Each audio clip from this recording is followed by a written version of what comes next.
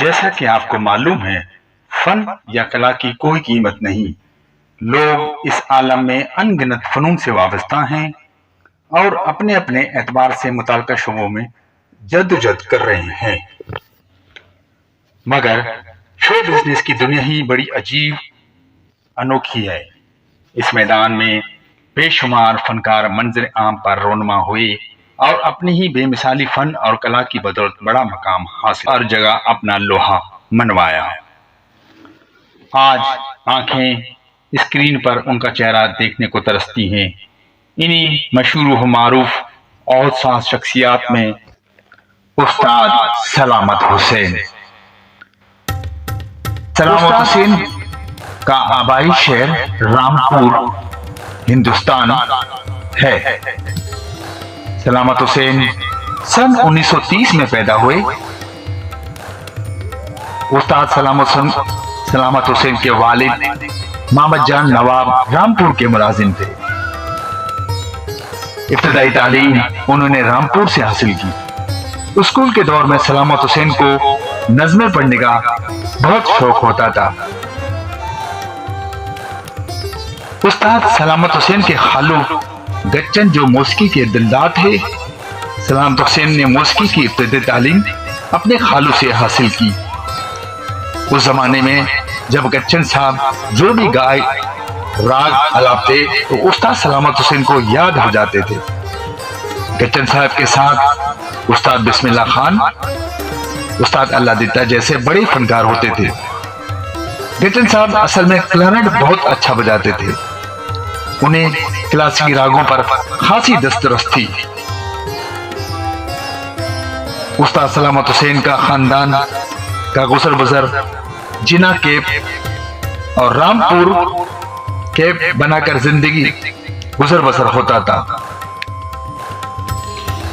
استاد سلامت حسین کو بچپنی سے ہی بانسری بجانے کا بہت شوق تھا۔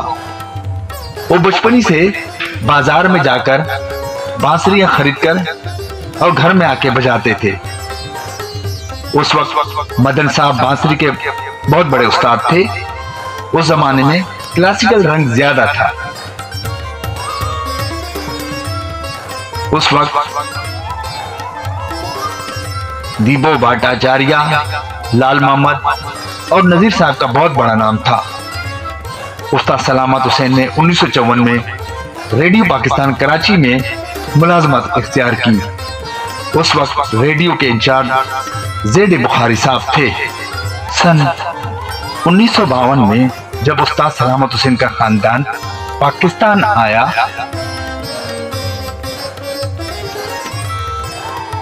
تو انہوں نے ریڈیو پاکستان کراچی میں ملازمت اختیار کی۔ یہ 1954 کے آخری ماہ کا دور تھا۔ ریڈیو پر پہلا پروگرام راگ ایمن پر بانسری پیش کیا۔ پروگرام کے پروڈیوسر تھے سید ناصر جہاں صاحب۔ اس وقت استاد سلامت حسین کی تنخواہ 150 روپے تھی۔ 2 سال تک کراچی ریڈیو سے وابستگی رہی۔ اس کے بعد حیدرآباد ریڈیو چلے گئے کیونکہ وہاں ریاض کے مواقع بہت تھے۔ اس زمانے میں وہاں استاد محمد جمن صاحب، استاد نظر حسین، امداد حسین صاحب ہوا کرتے تھے۔ حیدرآباد میں سرکار کی طرف سے کوارٹر بھی مل گیا تھا۔ اس وقت استاد سلامت حسین کو خاصی شہرت مل چکی تھی۔ یہی شہرت لاہور لے گئی۔ لاہور میں ان کا قیام بھگوان پورہ کے قریب تھی۔ 3-4 سال لاہور میں رہے۔ لاہور میں قیام کے دوران انہوں نے فلم انڈسٹری کے موسیقاروں کے ساتھ کام کیا۔ ان میں خواجہ خورشید انور، رشید اترے، ماسٹر عنایت علی اور نوشاد خلیل احمد صاحب اور بہت سارے نام ہیں۔ استاد سلامت حسین نے بہت سارے غیر ملکی دورے کیے۔ ان دوروں میں ان کے ساتھ استاد کبیر خان، قادر فریدی، استاد فیض خان، ان دوروں میں انہیں بہت پذیرائی ملی۔